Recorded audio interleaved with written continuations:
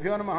శ్రీ మహాగణాధిపతయే నమః. శ్రీ సరస్వత్యై నమః. భక్తులారా, వ్యాస మహర్షి రచించిన భాగవత మహాపురాణం యథాతథంగా చెప్పుకున్నాం.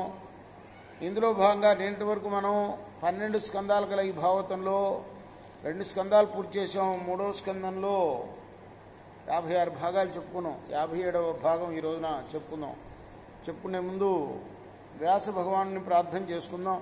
వ్యాసాయ విష్ణు రూపాయ వ్యాసరూపాయ విష్ణవే నమో వై బ్రహ్మనిధయే వాసిష్ఠాయ నమో నమః.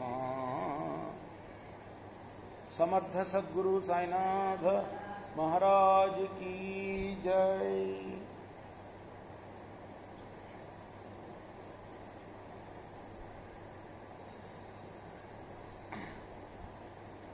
మైత్రేయుడు విదురుడికి స్వయంభవ మనువు చరిత్ర వినిపించాడు.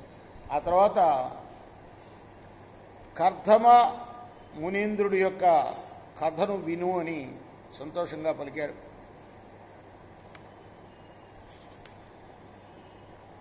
స్వయంభవ మనువు తన కూతురైన స్వయంభవ మనువు అంటే ఆయన రాజు, మహారాజు, తన కూతురైన దేవహూతిని కర్ధముడికిచ్చి వివాహం చేసి తన నగరానికి వెళ్ళిపోయాడు.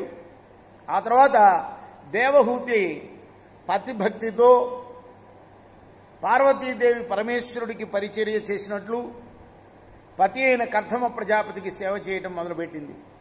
భర్తే తనకు ఏడుగడగా భావించి ఆ కర్ధమ మునీశ్వరుని మనస్సులోని అభిప్రాయాలకి అనుగుణంగా ప్రవర్తించి ఆ మునిచంద్రుని మనస్సులోని కోరికలకు అనుగుణంగా దినదినానికి ద్విగుణీకృతమైన భక్తితో, శ్రద్ధతో, అనురాగంతో భర్తకు శుశ్రూషలు చేస్తూ ఉంది.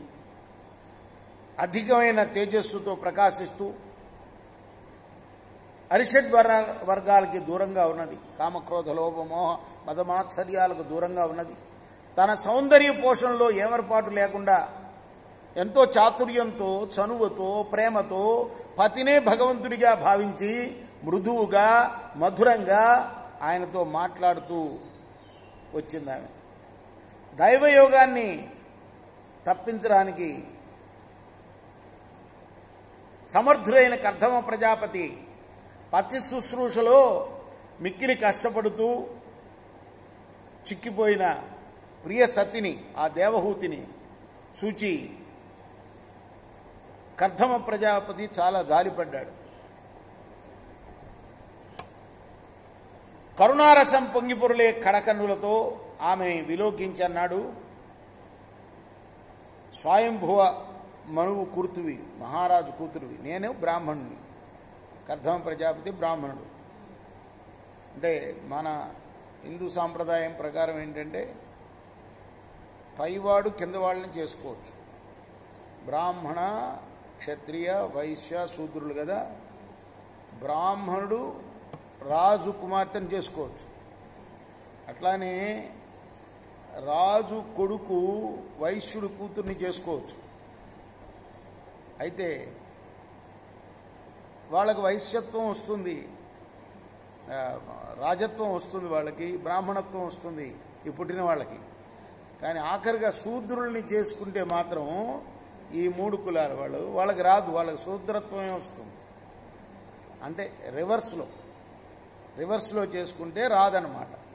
అంటే అమ్మాయిని అబ్బాయి అట్లా. కాబట్టి ఇక్కడ కర్ధమ ప్రజాపతి బ్రాహ్మణుడికి ఇచ్చి చేశాడు రాజు తన కూతుర్ని.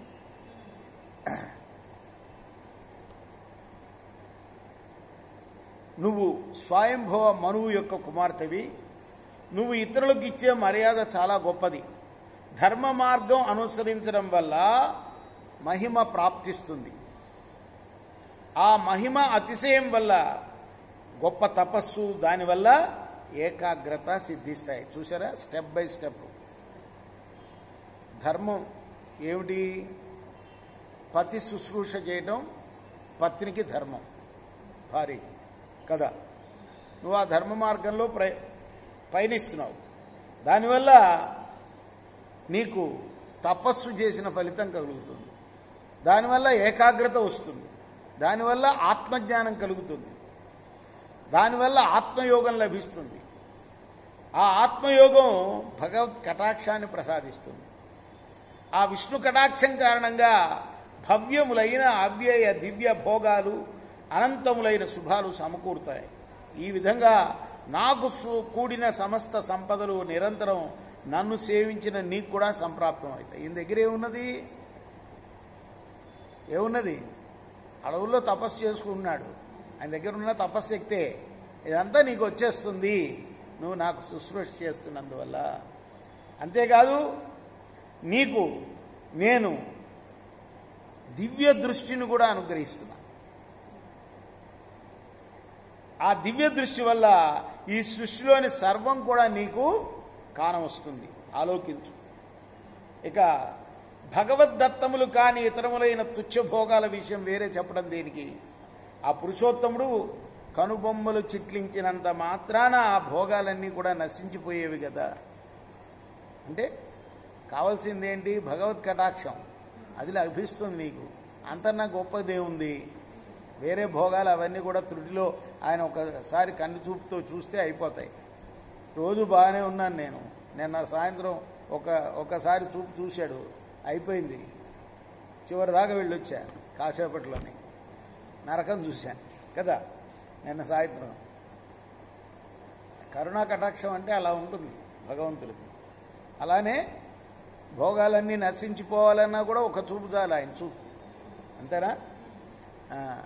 సాటిలేని రాజ్య వైభవాలతో గర్వాంధులైన రాజులు కళ్ళు కానకుండా పాప మార్గంలో ప్రవర్తిస్తారు.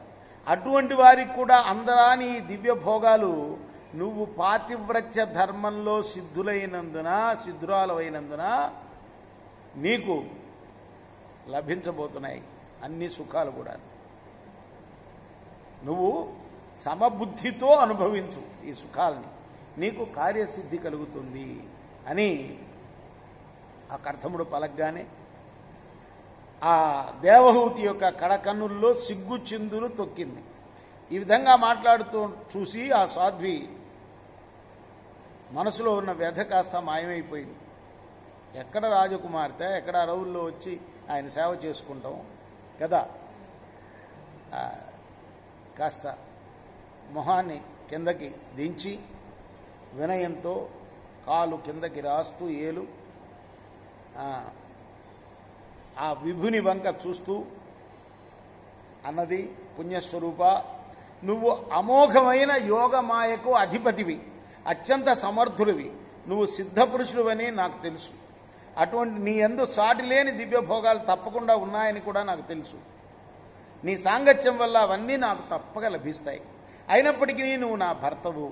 వివాహ సమయంలో దేవా, నువ్వు సంతానం కలిగే అంతవరకు శరీర సంగమం కలిగి ఉంటామని ఒక నియమం ఆనాడు ఆనతిచ్చావు. కాబట్టి మనమిద్దరం కలిసి సుఖించాలని నా కోరిక. కాబట్టి దయతో నా కోరికను అనుగ్రహించు అన్నది. పైగా పతివ్రతలకు ఏమిటయ్యా గొప్ప లాభం అంటే సంతానం పొందటమే గొప్ప లాభం. నన్ను మన్నించు. నీ సంయోగాన్ని అభిలషిస్తూ కృషించిన నీతో రమించవలనే కోరిక అధికంగా ఉన్నా నా ఈ దేహం కృషించి దీనంగా ఉన్నది. ఆయన దేహమే కాదు, ఈమె దేహం కూడా ఆయన సేవ చేస్తూ కృషించిపోయింది. నా దేహం కూడా కృషించిపోయింది. ఈ దేహం విహారయోగ్యం అయ్యేటట్టుగా అనుగ్రహించు. ఈ శరీరం స్నానపాన భోజనాదుల వల్ల ఎలా తృప్తి పొందుతుంది? అటువంటి నా మనోరథాన్ని తీర్చడానికి రతిరహస్యాన్ని ప్రకాశింపచేసే కామశాస్త్రాన్ని నాకు నేర్పు. అందుకు తగిన నానా విధాలైన వస్త్రాలు, అలంకారాలు, పూలదండలు, మైపూతలు, శయనమందిరాలు, ఉద్యానవనాలు, ఈ సమస్త వస్తువుల్ని కూడా సమకూర్చు. ఇలా పలికిందాను. ఆ దేవహూతి మాటలను విని కర్దమ మునీశ్వరుడు తన ప్రియురాలికి ప్రియం చేయగోరి వెంటనే అదే సమయంలో తన యోగ మాయాబలంతో ఆ క్షణంలోనే యథేచ్ఛగా సంచరించే ఒక దివ్య విమానాన్ని సృష్టించాడు. విమానాన్ని అడగలామె కదా, ఆమె అడిగిన దానికి ఒక 1000 రెట్లు ఎక్కువ ఈయన చేస్తున్నాడు అనమాట. అంటే దివ్య విమానంలో విహరించడానికి వీలుగా ఒక విమానాన్ని సృష్టించాట. రేపు మనం 58వ భాగం చెప్పుకుందాం. కృష్ణార్పణమస్తు. స్వస్తి ప్రజాభ్య పరిపాలయంతాం న్యాయేన మార్గేణ మహిమహీష. గోబ్రాహ్మణేభ్య శుభమస్తు నిత్యం. లోకా సమస్తా సుఖినో భవంతు. కృష్ణార్పణమస్తు. సాయి కృష్ణ.